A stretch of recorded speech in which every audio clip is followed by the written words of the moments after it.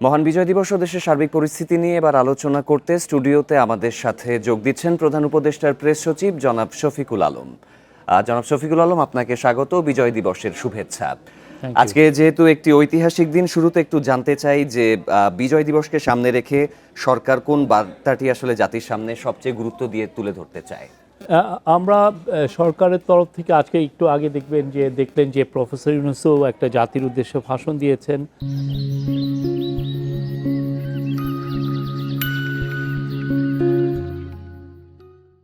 আমাদের বার্তা খুবই স্পষ্ট, জাতি ইউনাইটেড এবং সবাই ইউনাইটেডলি আমরা একটা ইলেকশনের দিকে যাচ্ছি। একটা খুব ভালো একটা ইলেকশন আমরা জাতিকে উপহার দিতে চাই, এটার লক্ষ্যে কাজ হচ্ছে। এবং আজকে উনি ইলেকশনের উপর অনেকগুলো মেসেজ দিয়েছেন। আমরা আশা করব যে এটা পুরো বাংলাদেশের জনগণ সবাই শুনবেন এবং সে অনুযায়ী আমি মনে করি যে ইলেকশনের প্রতি যে মানুষ, এটা যে কতটা ইম্পর্টেন্ট একটা ইলেকশন, সেটার উপর আরও মানুষের অ্যাওয়ারনেসটা বাড়বে।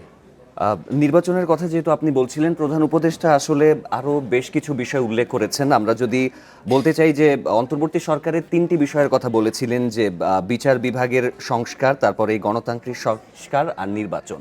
তো এই 3টির মধ্যে আসলে কতটুকু সফল হলো অন্তর্বর্তীকালীন সরকার? আমরা তো মনে করি সব কিছুতেই সফল। অলরেডি আপনি ইলেকশনের পুরো কাজগুলোই হচ্ছে।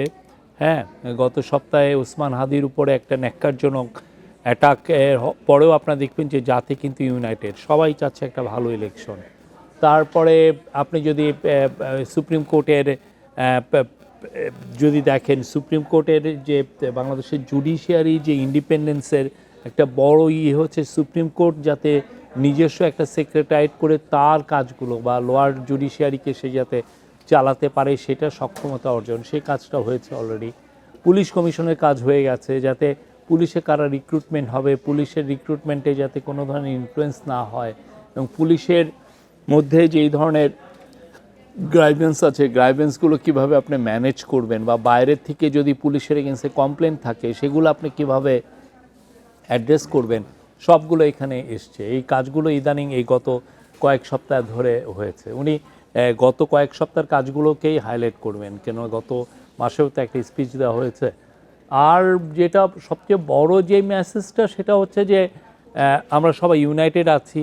যে স্বৈরাচার অবশ্যই চেষ্টা করছে অ্যাটাক করতে, ছোবল মারতে, বাট পুরো বাংলাদেশ ইউনাইটেড, এবং আমরা কখনোই আর এই স্বৈরাচারকে এই দেশে জায়গা দিব না, বা তার সাঙ্গপাঙ্গরা তাদের ব্যাপারে খুবই একটা কঠিন উনি মেসেজ দিয়েছেন। তার যতই দেশি এবং বিদেশি বেকাররা যাই বলুক না কেন, তার কোনো ঠাঁই আমাদের সোসাইটিতে নাই, এবং এটা সামনেও আর কোনোদিন হবে। শরীফ ওসমান হাদির প্রসঙ্গতে যেহেতু প্রধান উপদেষ্টা বক্তব্য রাখছিলেন, এই ঘটনায় আসলে যারা জড়িত তাদেরকে তো বলা হয়েছে যে প্রাথমিকভাবে চিহ্নিত করা হয়েছে। তো জাতির সামনে আসলে কারা জড়িত, সম্পূর্ণ ফলাফল যে বিষয়টা, সেটি আসলে কতদিনের মধ্যে আমরা জানতে পারি, বা তার শারীরিক অবস্থার দিকে অন্তর্বর্তী সরকার কি কি পদক্ষেপ নিচ্ছে? আমরা মেইন যে দুইজন প্রাইম সাসপেক্ট, যারা কিলিংয়ে যাদের প্রাইম সাসপেক্ট আমরা ধরছি, হ্যাঁ, যে ব্যাপারে মোটামুটি ইন্টেলিজেন্স এজেন্সি এবং পুলিশ এবং অন্যান্য এজেন্সির মধ্যে এক ধরনের সবাই ঐক্যমত্যে পৌঁছেছেন। তাদের পলিটিক্যাল জায়গা থেকে আমরা দেখছি যে তারা আওয়ামী লীগ করতেন। আর একটা স্পষ্ট হয়েছে যে তাদের পালানোতেও এই আওয়ামী লীগের লোকগুলো তাদেরকে হেল্প করেছেন। এটাও আমরা আমাদের পুলিশের ইনভেস্টিগেশনে, ইন্টেলিজেন্স এজেন্সিগুলোর ইনভেস্টিগেশন একদম স্পষ্টভাবে দেখা যাচ্ছে। তো এটা বোঝা যাচ্ছে যে স্বৈরাচার চাচ্ছে বাংলাদেশে এই ধরনের হত্যাকাণ্ড করে একটা ইনস্টেবিলিটি ক্রিয়েট করার জন্য, হ্যাঁ, পতিত স্বৈরাচার। এবং আপনি দেখেন তারা এই লক্ষ্যে কাজগুলো করছে, অনেকগুলো কাজই তারা অলরেডি করছে। তারা গত মাসের 13 তারিখ থেকে 17 তারিখ পর্যন্ত যথেষ্ট চেষ্টা করেছে বোমাবাজি করতে, গাড়িতে বোমা মারতে, বাসে বোমা মারতে, বাট মানুষ তো নিচ্ছে না তাদেরকে, তাদের কোনো ইয়ে নেই। আর আমরা স্পষ্টভাবে বারবার বলছি, আওয়ামী লীগের কোনো ঠাঁই নাই বাংলাদেশে, আওয়ামী লীগের কোনো ঠাঁই নাই। তাদেরকে কোনো ধরনের কোনো পলিটিক্যালি তো তারা অলরেডি ব্যান, তাদের অ্যাক্টিভিটিস, এবং ইলেকশনও তারা করতে পারবে না। তারা তাদের কর্মের কারণে বাংলাদেশের সোসাইটির থেকে তারা ওয়াইপ আউট হয়ে যাচ্ছে। আমরা আসলে আরেকটি বিষয় আপনি যেটি বলছিলেন যে নিরাপত্তা কনসার্নের যে ব্যাপারটা, সামনে নির্বাচনে তো আসলে পুলিশ প্রশাসনের অত্যন্ত গুরুত্বপূর্ণ একটা ভূমিকা রয়েছে। তো সাধারণ জনগণ কি বর্তমানে পুলিশের যে কার্যক্রম বা নির্বাচনের আগে তাদের সেই সক্ষমতা রয়েছে কিনা সেটার ব্যাপারে আসলে তারা কতটুকু আশ্বস্ত হতে পারে? অন্তর্বর্তী সরকারের মেসেজ আমরা কি তো থাকবে? আমরা এই বিষয়ে তো কাজ করছি, যথেষ্ট কাজ হচ্ছে। ম্যাসিভ সিকিউরিটি বাড়ানো হয়েছে পুলিশকে। ইলেকশনের জন্য যে পরিমাণ ট্রেনিং দেওয়ার কথা, মোটামুটি সবাইকে ট্রেনিং দেওয়া হচ্ছে এবং হয়ে গেছে অলরেডি। আনসারে 5.5 লক্ষকে ট্রেনিং দেওয়া হয়েছে। তারপরে আপনার ইভেন মিলিটারির মধ্যেও তারা 1 লক্ষর মতো ডিউটি করবেন, তাদেরও কিছু ট্রেনিং হচ্ছে। সব মিলে আমরা আশাবাদী যে আমরা একটা ভালো ইলেকশন করতে পারবো। আর সত্যিকার অর্থে পলিটিক্যাল পার্টিগুলোও তো সে আগের আওয়ামী লীগের যে সময় যে কালচার ছিল সেটার মধ্যে তো নয়। পলিটিক্যাল পার্টিগুলোও চাচ্ছে যে ফ্রেশ ফেসেস আসছেন, তারা নতুন নতুন পলিটিক্যাল থিঙ্কিং নিয়ে আসছেন, নতুন আইডিয়াসে পিসফুল ওয়েতে কীভাবে ইলেকশন ক্যাম্পেইন করা যায় সেগুলো এসছে। আপনি দেখবেন যে অন্যান্য ইলেকশনের তুলনায় আপনি যদি অন্যান্য আগের ইলেকশন অনেকগুলো দেখেন, আমি স্বৈরাচারের 2-1টা ইলেকশনের কথা নাইবা বললাম, দেখবেন যে ভায়োলেন্সের পরিমাণ যথেষ্ট কম। আমরা আশাবাদী আমরা একটা ভালো ইলেকশন পাবো।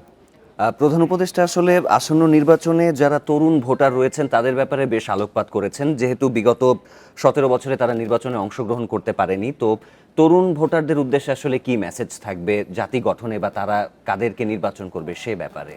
আমরা চাই তারা বাংলাদেশের ডেমোক্রেটিক প্রসেসে পুরোপুরি স্বতঃস্ফূর্ত সম্পৃক্ত অংশগ্রহণ করবে। থাকুক, স্বতঃস্ফূর্তভাবে সম্পৃক্ত থাকুক। বিকজ তারাই তো মানে ইয়ের পুরোধা ছিল, জুলাই আগস্টের আন্দোলনের তারাই কিন্তু একদম সম্মুখ ভাগে ছিলেন। তো তাদের প্রেজেন্সটা তো আমাদের জাতির জন্য আশা, কারণ আমরা জানি যে তারাই আমাদেরকে এগিয়ে নেবে, তারাই থাকবে, আমরা হয়তো সরে যাব, ঠিক না? আমরা চাই যে তারা বাংলাদেশকে নতুন দিশা দেখাবেন, নতুন পথ দেখাবেন, এবং একটা সুখী সমৃদ্ধ বাংলাদেশ এবং একটা খুব ডেমোক্রেটিক বাংলাদেশ, যেখানে সব ধর্ম, বর্ণ, গোত্র, লিঙ্গ পরিচয় যার যা তারা যেন সবাই সুখে শান্তিতে বসবাস করতে পারেন এবং প্রাউডলি বলতে পারেন হ্যাঁ এটা আমাদের বাংলাদেশ, যেটা আমরা আসলে 1971-এ যেই ড্রিম করেছিলাম, হ্যাঁ সেই ড্রিমটাই জন্য বাস্তবায়ন আমরা করতে পারি। যেটা আমাদের আসলে স্বৈরাচারী এসছে, অনেক আগের পলিটিক্যাল সিস্টেমগুলো ভঙ্গুর ছিল, সেই জায়গায় আমরা পৌঁছতে পারিনি। বাট আমরা আশা করি তরুণরা যেভাবে পলিটিক্সে এসছেন, তারা যেভাবে প্রতিটা ইস্যুতে সজাগ আছেন, প্রতিটা ইস্যু নিয়ে যেভাবে ডিবেট করছেন, বাংলাদেশের আমরা মনে করি যে ডেমোক্রেসির ভবিষ্যৎ উজ্জ্বল। আজকে যেহেতু বিজয় দিবস, একটা বিষয় আসলে প্রায়শই লক্ষ্য করা গেছে যে 71 যেমন আমাদের জন্য তাৎপর্যপূর্ণ, 24ও সেই গুরুত্ব বহন করে। তো কিছু পক্ষের মধ্যে দেখা যাচ্ছে যে 71 আর 24-এর মধ্যে একটা বিভক্তি সৃষ্টির চেষ্টা করছে। তো সেই বিষয়টাতে আসলে আপনার এটা মতামত যারা কি? করছেন তারা বেশিরভাগই দেখবেন হচ্ছে স্বৈরাচারের সাপোর্টার, কেউ হার্ড সাপোর্টার, কেউ সফট সাপোর্টার, কেউ লুকানো সাপোর্টার, এরকম সাপোর্টার এই কথাগুলো বলছেন। আমাদের চিফ অ্যাডভাইজার বারবার বলেছেন 71 হচ্ছে আমাদের হার্ডওয়্যার, আর আমরা 24 হচ্ছে আমাদের সফটওয়্যার। মানে আপনি হার্ডওয়্যার কি চেঞ্জ করতে পারবেন? ঠিক না, আপনি সফটওয়্যার নতুন নতুন নিয়ে আসে। তো আমরা 71-কেও ধারণ করি, আমরা 24-কেও ধারণ করি। আর যারা এই দুইটার মধ্যে বিরোধ আনতে চাচ্ছেন তারা আসলে একটা কুচিন্তা নিয়ে আসছেন। তারা চাচ্ছেন যে দেখাতে যে এই 24টা আসলে 71-কে ধারণ করে না। মানে আমাদেরকে তারা এই মুভমেন্টকে তারা একটা ভয়ানক রকমের একটা প্রয়াস নিচ্ছেন যে একে ডিসক্রেডিট করার।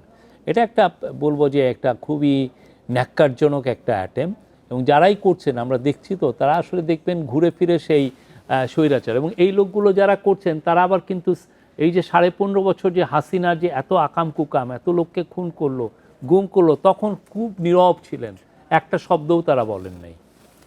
সর্বশেষ একটু জানতে চাই যে অন্তর্বর্তীকালীন সরকারের যে কয়দিনে আপনি আসলে দায়িত্ব পালন করলেন, এর মধ্যে কোন জিনিসটাকে আপনি সবচাইতে বেশি হাইলাইট করবেন, বা কোন জিনিসটা মনে হচ্ছে যে এটা আরো ভালো হতে পারতো? আমি মনে করি যে বাংলাদেশ এই গত 16 মাস বাংলাদেশ যথেষ্ট ভালো করেছে। আমরা আশাতীত ভালো করেছি। আমরা যখন এই গভর্নমেন্ট যখন ক্ষমতা নিয়েছিল, মানে দায়িত্ব নিয়েছিল, তখন কিন্তু যেই ভঙ্গুর অবস্থা ছিল তার থেকে এখন আমরা বলবো যে তখন এমনকি আপনার এটা হচ্ছে যে ইন্টেন্সিভ কেয়ার ইউনিটে আছেন, আপনাকে ভেন্টিলেটর দিয়ে আপনাকে নিঃশ্বাস নেওয়াতে হচ্ছে, এই অবস্থা ছিল। এখন তো সুস্থ সবল হয়ে হেঁটে বেড়ানোর অবস্থা। তো তবে আমরা আরও দৌড়াইতে চাই, আরও ফাস্ট দৌড়াইতে চাই, সেই জায়গাটায় যেতে চাই। বাট আমি মনে করি this government has done a fantastic job. নিশ্চয়ই, আসলে সামনে বড় চ্যালেঞ্জ আসন্ন নির্বাচন, সেটিও অন্তর্বর্তীকালীন সরকার ভালোভাবে উতরে যাবে, এটাই আমাদের প্রত্যাশা। জনাব শফিকুল আলম, আপনাকে ধন্যবাদ। Thank you.